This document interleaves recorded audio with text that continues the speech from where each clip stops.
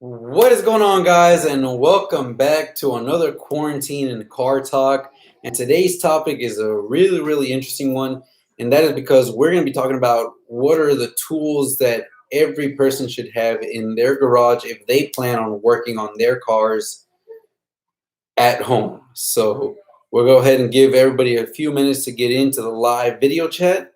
And if you are watching this into a replay or something like that, we'll go ahead and skip over to about the 2 to 3 minute mark so that people can join in, and then we'll start talking about just some of the tools that you will need when working on your cars. So I see we already have quite a few people joining in. Jose, good to see you, man. Hope everything's going well. And we're just going to wait a few minutes here and let people join in, and then we'll start talking about just what are some of the tools that you should really want when working on your cars, specifically a 6th gen Camaro in my case. ZL1, how's it going, man? Hope everything's going well for you. Jose, definitely 10 millimeter sockets for sure.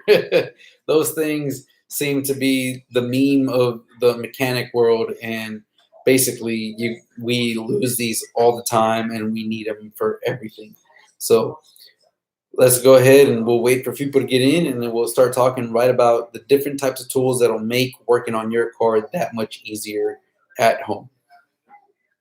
In the meantime, for those of you guys joining, make sure you guys hit the thumbs up button, hit the like button, and comment down below. Let me know that you guys are here. And if you guys have any questions throughout the time that we're doing this live, make sure you comment down below. Let me know, and I'll try to get the answers to you as best as I can.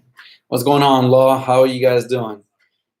Hope everyone is doing well. We've got the whole coronavirus thing going on and all that stuff. So hopefully every one of you guys is doing well and your families are doing well, and we're doing the best that we can to make sure that we prevent the spread of this so that we can move on with our lives and get back to our normal daily routines as quickly as possible.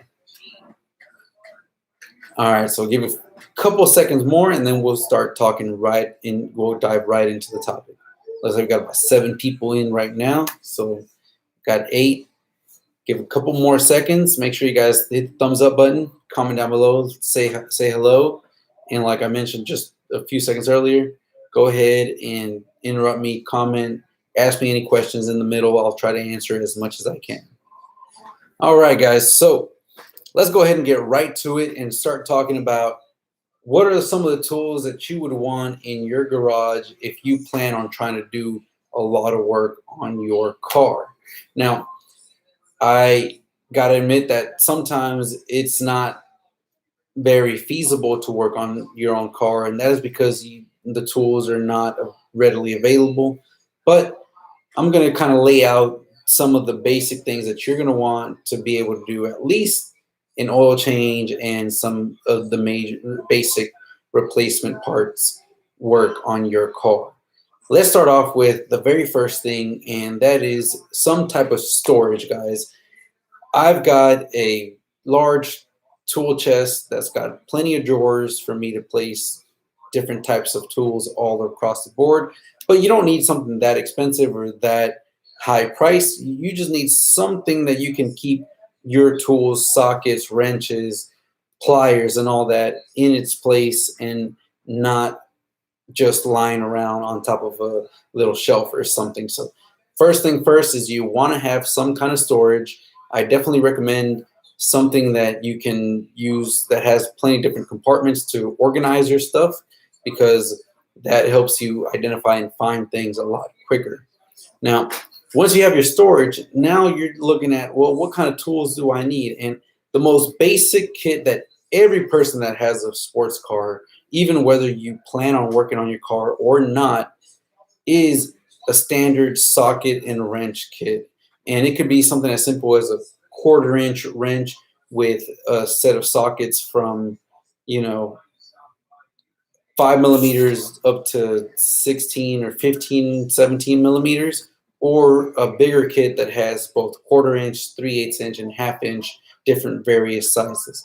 Now, if you really want to work on your car and do a lot of different things with your own car, then you're going to want to get something that has both shallow sockets and deep socket wrenches. Now, personally, I have a Craftsman mechanics toolkit, which included both 1/4 inch, 3/8 inch, and a 1/2 inch wrench with all the metric and American inch sized sockets, which was about, I believe, a 400 piece kit, a 300 or 400 piece kit. And normally these kits run about $800, $700, $600. And I was able to get it from Sears when they were doing their whole discount thing for about $300. A really great kit. Now, of course, this was just all the actual mechanic sockets, wrenches, and stuff, not actual storage, which is why my number one thing was the storage bins for this hardware. But the second thing is you do want to get at least, at minimum, a 3/8 inch, probably will do the work for everything, a 3/8 inch socket set, wrench and sockets, both shallow and deep sockets, because there are some stuff that you need a longer deep socket for.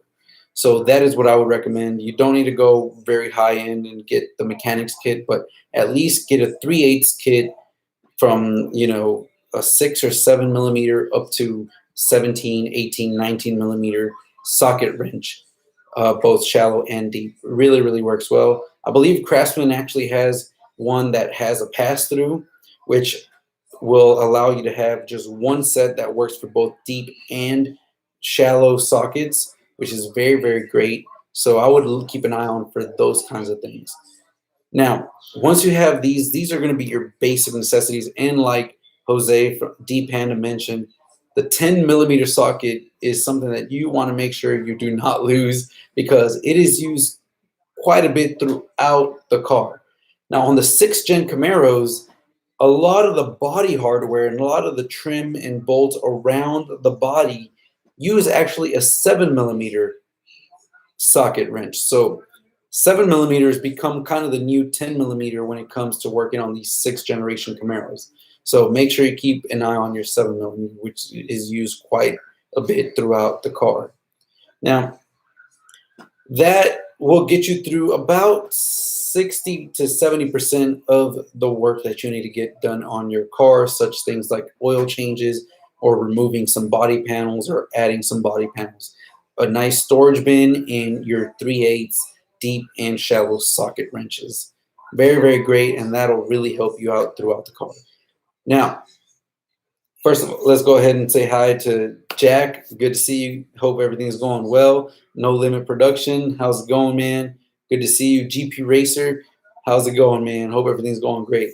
Now, aside from having these socket wrenches to work on the car, remove body trim panels and stuff like that, here are some other items that will really, really help you when working on the car for even the smaller bits and pieces.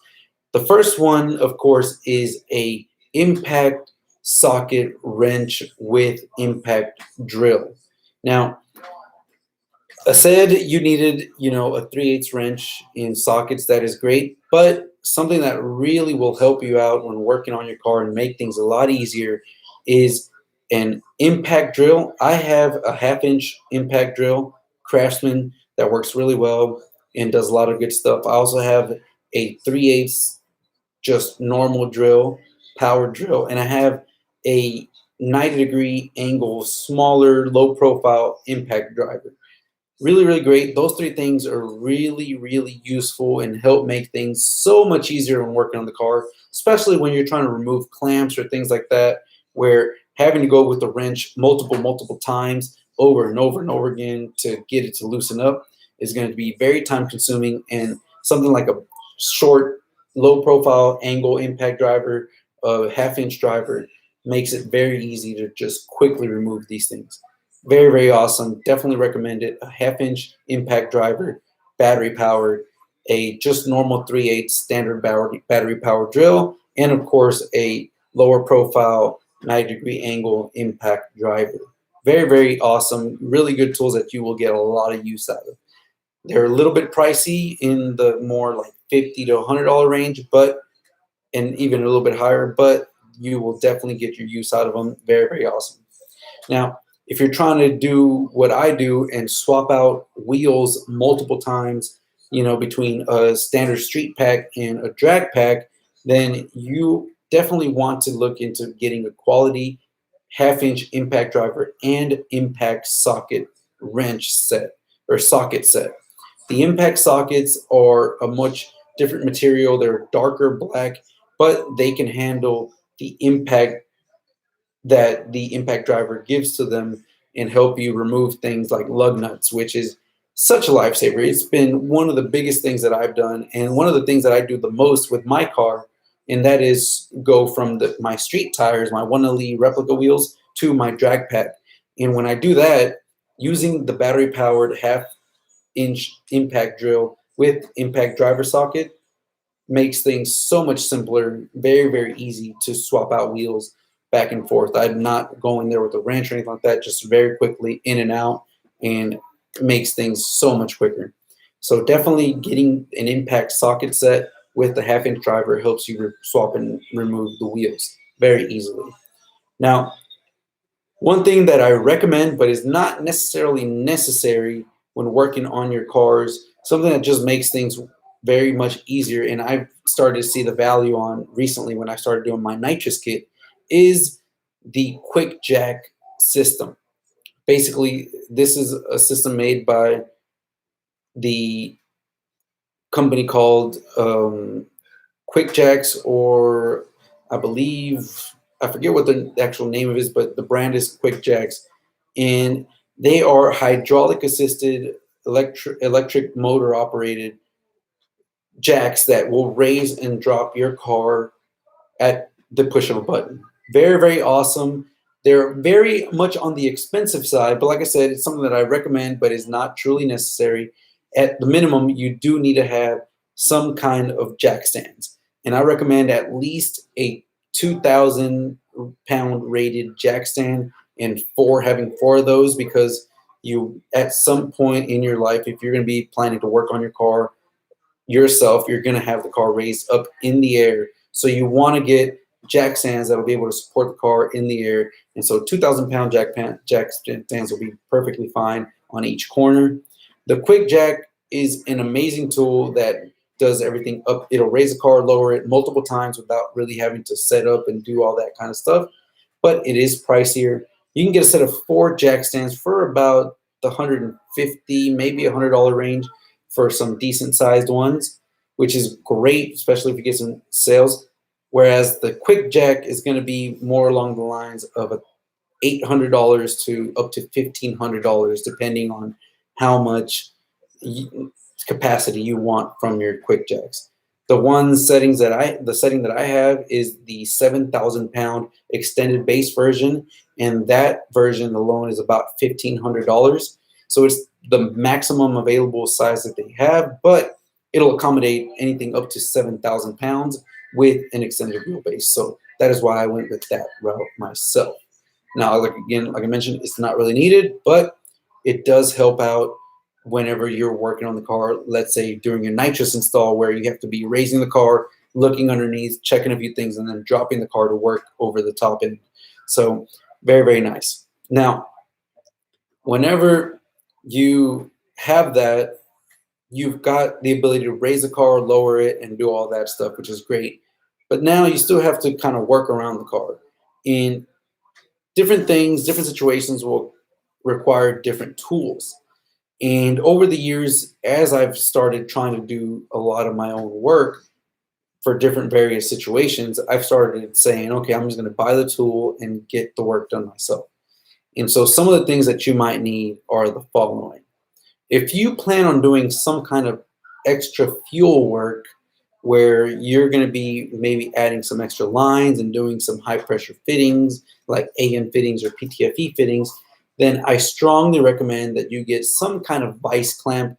I have a very inexpensive, about $30 small vice clamp that I have, and you guys have probably seen in my previous video that I just uploaded today, right next to my tool chest. And it is a smaller clamp. I found it on eBay or Amazon.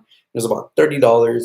but it got the job done. It's a nice clamp that could hold my fuel line in place or my fitting in place and let me do what I have to do.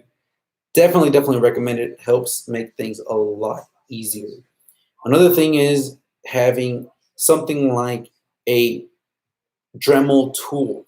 Now, I bought a nice portable battery operated Dremel tool and a few cutting wheel adapters, and it has helped tremendously whenever I've had to do any type of cutting or anything like that. Those tools can range between $40 to $100, and you don't really need a wireless or a battery operated one. You can go with a wired one, which will be a lot cheaper and still be very useful for what you need to do. So definitely recommend having something like that, because at some point you will need to cut some kind of hose or some kind of pipe or something, and having something like that really makes things very easy. Now, I've talked about having a tool chest. I've talked about having at least a 3/8 ratchet wrench with the sockets, both deep and shallow. I've also talked about having a lot of the power tools, like a 1/2-inch impact driver for removing your wheels, putting your wheels back on, 1/2-inch socket impact set, and smaller angle impact angle electric screwdrivers, which is great. Another thing you want is to have an assortment of both flathead and Phillips screwdrivers. And Craftsman and a bunch of other brands sell these screwdrivers for you to have. And it'll come with both long, short, and different kinds of width screwdrivers. And just helps you remove a lot of the different types of screws that you might encounter along your way in whatever work that you're doing. Then we move on to something like the step drills or step drill bits. Now, step drill bits are basically kind of cone-shaped looking drill bits that have a way of cutting into metal, per se, and they allow you to every step in between the cone is a certain diameter, and you can use these to make any size hole that you want by giving the proper amount of steps inward. And that is really good if you're trying to route any kind of lines or make open holes and accessory holes through a firewall or a trunk liner, like I am doing with my Nitrous kit. So definitely recommend doing something like that. Now, good thing, no speed limit production. Great question. What torque wrench do you use to swap from weld wheels to stock wheels? Personally, I really don't use torque wrenches when I'm swapping out the wheels. I actually just use the torque from the portable battery driver impact wrench, which I know is rated at about 220 pound-feet of torque, and my wheels only need to be torqued to about 140 pounds. So as long as I see that the socket is not drilling anymore using my impact driver, then I know I'm good, and I have not had a single problem since. So I guess it's working pretty well for me now. Now, of course, again, you do need a torque wrench to get to the right torque. And that leads me to the next tool that you're going to want if you're especially working on an engine and removing some of the internal parts, such as the heads or intake manifold, is you want to get a good torque wrench. And I recommend a 3/8 torque wrench that can range from about 20 to 25 pound-feet all the way up to 150 or 200 pound-feet, because you're going to get the most use out of that kind of torque wrench. Now, there are some torque wrenches that require 240 pound-feet, like your crank pulley, but I mean, that's just one case use, and you can probably get away with renting it or going to a shop to get that one thing torqued down. But I don't recommend going with a 1/2 inch for that one case use. I would recommend a 3/8 that can do from about 25, 50 pound-feet of torque up to 200 pound-feet of torque, and that will get you covered through about 90% of your needs when it comes to torquing things down. Now, I'm going over a lot of different tools, guys, but these are tools that I've had to use over the time to get the different jobs done, and it has saved me countless hours and money from having to go to a shop to get that work done. Just as a reference, the current Nitrous install kit that I'm working on right now, that I've been working on myself, even though it's taken me about a week working on and off on the car, I am saving myself about $1,000, give or take a couple $100 here or there, of labor costs to have a shop install it. So the tools that I've had to buy to get that $1,000 savings is not $1,000. I bought some step drills. I bought a couple channel lock cutters and a couple small little things here or there, grommets and stuff. But all that together only adds up to maybe $100 worth of tools to save $1,000. So keep that in mind when you're thinking about tackling a job. If you feel like you don't have the right tools, always consult and maybe find out, okay, how much would a shop charge me to get this job done? Do I have the time to do it? And how much is it going to cost for me to buy the tools to get the job done? If you're under the 50% margin, then I would recommend just buying the tools and doing it yourself, because you're going to be able to keep the tools and be able to do it again if things ever happen or change. But you're also going to save yourself half the price of working on the car in labor costs. So that is something that I highly recommend whenever you're working on the car. Now, I've talked about the quick jacks. I've talked about a storage for your tools. I've talked about the actual tools itself. I've talked about the vise, and I've talked about some of the impact and power tools, which is all great. But you also need to have small little ins and out bits and pieces. Things like jumper cables, if you're working on your cars. Definitely recommend jumper cables, very, very cheap, not that expensive. So you want some jumper cables. Some grease pump for filling up grease fittings, very, very cheap, a couple $20, $30 on Amazon. Definitely recommend when you're working on suspension work. And better yet, the thing that I think everyone should have when it comes to their own garage is shop towels. Lots and lots of shop towels.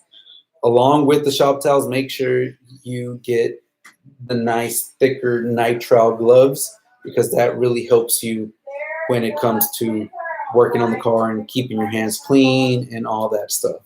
And you'll go through those quite a bit, especially if you work on your cars a lot and very often. So CO14 please says Harbor Freight.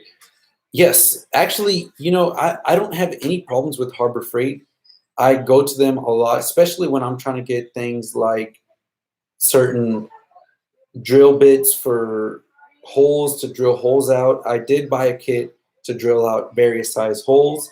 I also got the step drill and all that, and I've gotten that through Harbor Freight. I had really good luck.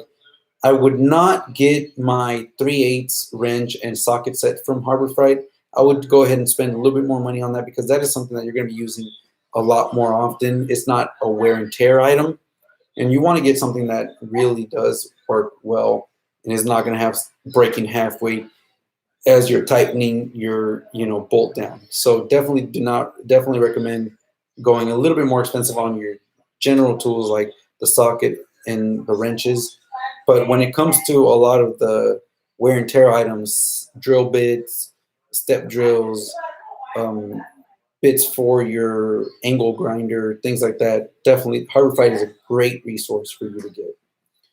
Alonso Arellano asks, what's up, George? I just bought a 5/8 deep socket today for my spark plugs that I'm about to swap out this weekend. That is awesome. And definitely when it comes to spark plugs, guys, that is a good thing you reminded me. You definitely do want to buy a nice spark plug socket set. Now, I don't know if you just bought a 5/8 socket itself, Alonzo, or if you bought a specific 5/8 spark plug socket. And there's two big differences there. A 5/8 deep socket is just going to be a standard socket that you can use, especially for spark plugs, and will work just fine. But a specific 5/8 spark plug socket made specifically for spark plugs will actually have an area where you can actually get the probe inward and have some kind of magnetic hold. So when you are undoing the socket from your block, it'll actually stick onto the socket. And I highly recommend that. If you did not get that, I highly recommend you get that, because that is going to make pulling your spark plugs out much easier. You don't have to worry about the spark plug falling out or anything like that. And it's going to stay nice and secure within the socket and not crack or anything. So definitely recommend those 3/8 socket. Along the lines of that, I also recommend, if you're going to be working on your cars, get yourself a nice O2 socket bit for a ratchet. And these are basically the size needed for your O2 sensors and the hex nut size on the O2 sensors, but it's got a slit. It's got a slit down the middle where the O2 cable or connector can actually run up in there, so that you can get it into the fitting and still loosen up your O2 sensors. Very, very important if you're going to be doing a lot of your exhaust, like the way that I did when I did my headers and mid-pipe section. You're going to want that socket because it's going to help you make sure that you can go down and clamp onto the O2 sensor and remove it from your stock headers and cat system. So it's a lot of things, guys, and I've been going on, for the last 20 minutes or so, going about all the different things that you need, but I can guarantee you, at minimum, what you need to have is a storage place, some kind of vice clamp, and a 3/8 ratchet wrench with a full-fledged, nice assortment of socket wrenches from 5 millimeters to 19, 18 millimeters, and also the US sized, half, quarter inch, all the way up to a 1-inch socket, because that is the basis of working on your car, no matter what you do. All the other things I've been talking about, quick jacks or things like that, is going to just help you make things a lot easier so that you're not struggling when you're diving and tackling tasks. And personally, my opinion is that if I can spend a couple, 50, tens of dollars or hundreds of dollars, a couple $100, $200 on tools to do the job myself, I'd much rather pay that than take it to a shop that's going to charge me the same amount, if not double or more, to do the same job. And at the end of the day, I'll have the same tools already in my garage for me to continue working on the car later on down the road. Jack says, Harbor Fight is legit. Yes, it is. And, a lot of people knock on it, but if you're just a hobbyist guy working on your car in your garage and you're not churning out multiple cars every day or every other day, then Harbor Fight is the way to go. There's no need to spend money on Snap-on or these kinds of big high-end brands, because frankly, as just a hobbyist and a person that's just working on their own car at home, you do not need that type of quality from your tools. You're spending a lot of money that you're not going to see the benefit from. If you're a shop, a business owner, then definitely recommend going with something like a Snap-on or something that has a lifetime warranty that you can swap back and forth, and you're constantly using that, 10 millimeter every single hour or every other day, then definitely, by all means, Snap-on is the way to go. But if you're just one person in your garage working on your own car, just one car, and you're not working on it every weekend, then Harbor Freight by far is a very, very good option, very inexpensive option that will get the job done. So Jack, definitely Harbor Freight is legit. Z14 Play says, I use fuel line hose about 10 inches long and push the hose over the spark plug and head and pull it straight up and out. Really awesome. That is great. And everyone's got their own ways of doing it. And definitely that is one good way of doing it. Prevent damage to the spark plug. And just there's different ways of doing it. But of course, these are some of the ways that you can get things done. So I hope this kind of helped you guys in terms of what are some of the things that you would want in your garage or need in your garage. It really doesn't take a lot, guys. A very, very small investment. I'd say you could have a good assortment of tools with a storage box for about $300, maybe a little less. And you would have pretty much every tool you would need in your arsenal to tackle 90% of the jobs that you're going to do on your car. And for the other 10%, that is where you're going to need kind of some of these specialty tools that I've mentioned. And if you want to maybe reduce the time or make things a little easier, things like the quick jack, the impact driver, and all these electric tools are the ones that help you reduce that time and make things so much easier. jack you can attain to it. When I went to your house, I had the impact driver and I was able to swap out wheels pretty much instantly. So that is some of the things that you have to do, and that can help you make things a lot easier, but not necessarily 100% needed. So I hope that kind of cleared up a couple things and helped you guys kind of understand what is needed, what is not needed, and make some of these decisions for you guys to work in your cars a little bit easier, because sometimes you do have to buy tools, sometimes you don't, but at the end of the day, working on your cars is the best. So with that said, guys, I'm going to open it up for questions. I've got about 7 people on the line. So if anybody has any questions on tools, different types of what kind of tools you will need for certain jobs, I've pretty much done a lot of the jobs from oil changes to, you know, all that kind of stuff. So if you guys have any questions on anything, just let me know and I can give you guys an idea of what tools you might need and what will make things a lot easier.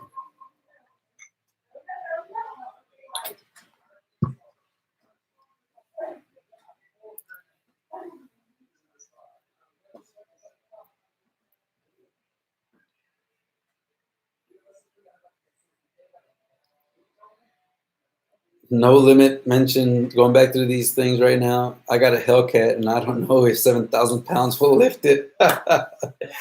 So guys, Hellcats, no matter, even though they're got a reputation for being very, very heavy, they're probably about 4,500 to 5,000 pounds, if that. So a 7,000 pound lift quick jack will lift it no problem.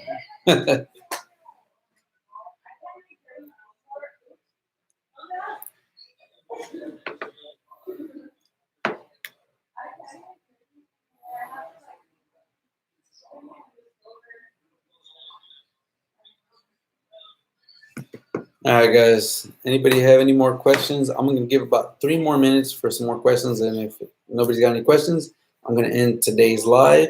And over the weekend, I'll come up with another topic. And I'll see everybody again Monday at 9 p.m. for another quarantine and car talk. And that'll be a really good time to start the whole week back over again. Alonso says, I want to do some Texas speed headers on my SS soon. I saw your video on your job, but any special tools or recommendations you may have for the job? Great question. For the headers, the only really tools that you're going to want to need are a 3/8 wrench and both a shallow and deep socket set. That's really all you're really going to need for the headers. If you have the X pipe as well, or even if you don't have the X pipe, you're probably going to need to cut your stock midsection as well. So I do recommend buying something like a tailpipe exhaust cutter. They have them on Amazon. I bought mine on Amazon. It's about $20, and it's kind of like a chain linked little like discs all around, and it kind of links up on a pair of pliers kind of thing. And then you basically just squeeze it and just slowly go back and forth about a quarter turn over and over again until the pressure starts cutting and the discs start cutting into the pipe. And that allows you to cut out that extra little section of midsection, or if you have a mid pipe and X pipe, cut out the section in the back at the axle backs to make things a lot easier. So I definitely recommend that. And it's only about $20. Other than that, that's really the only specialty tool that I would recommend is that tailpipe and exhaust cutter from Amazon. It's about $20. So if you're working on that, that is definitely something I would recommend. But other than that, you really just need some 3/8 wrenches, some deep sockets, and some maybe a couple extensions because you're going to be trying to get under the car. If you have it on jack stands, make sure that you raise it to the maximum available jack stand height because you do want to give yourself the most amount of room from the floor to the bottom of the car so that you can angle the headers perfectly good way under the car and up from the bottom. So making sure the jack stands go all the way to the top and a good exhaust and tailpipe cutter from Amazon is all I recommend. Anybody have any other questions?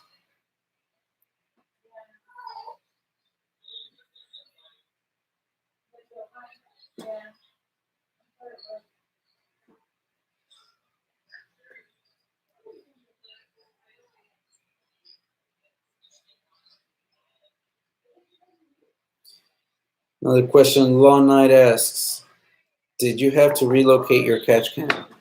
Actually, no, I did not. So I did not have to relocate my catch can. I'm running a Mighty Mouse catch can, and that catch can is actually mounted on the electric fan shroud. So it's in the front of the engine by the radiator, and I did not have to touch any of that. So that's still staying in its place. Give another about 3 more minutes of questions, and then I will be out, guys. It is Friday, and I hope everyone's having be very, very safe, and I hope everyone stays safe and continues to, follow the guidelines and enjoy your weekend, your days, and hopefully these talks help kind of get your mind off of the current situation in the world. ZL1 says this was a good topic. Thanks. ZL1, I appreciate it. Thank you. Very loyal person, always on my live chats. Have a good one. I hope you stay safe and be careful driving, man. Anybody else have a couple more questions? I got about 3 more minutes.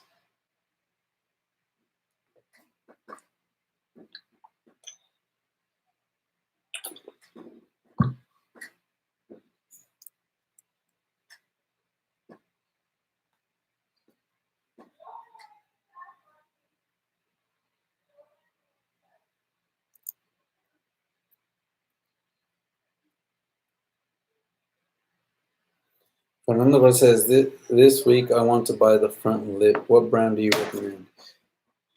All right, Fernando. So there's a bunch of different brands. There's some very expensive brands, and there's some very inexpensive brands. A lot of the stuff that I've done with my Camaro has been on more the inexpensive side, especially with visual looks and things like that, except for some of the last couple things I've done. But if you just want to get a nice front lip for your car, you don't want to spend that much money, then I would highly recommend the Extreme Online Store ZL1 front lip. I have it on my car. I think they also sell like the 1LE front lip and then the ZL1 1LE version, kind of bigger lip.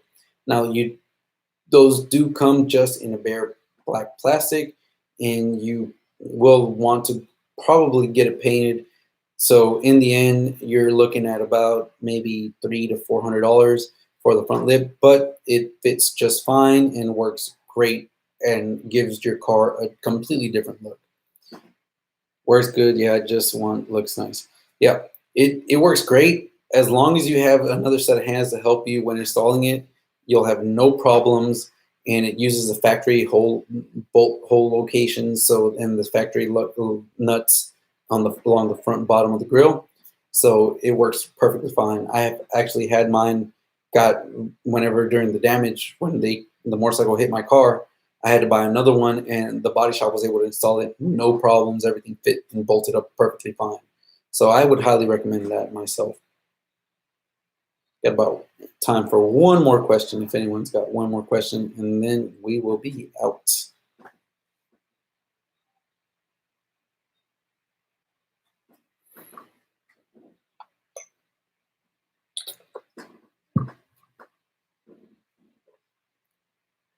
I don't want to miss white paint. I ordered carbon fiber then.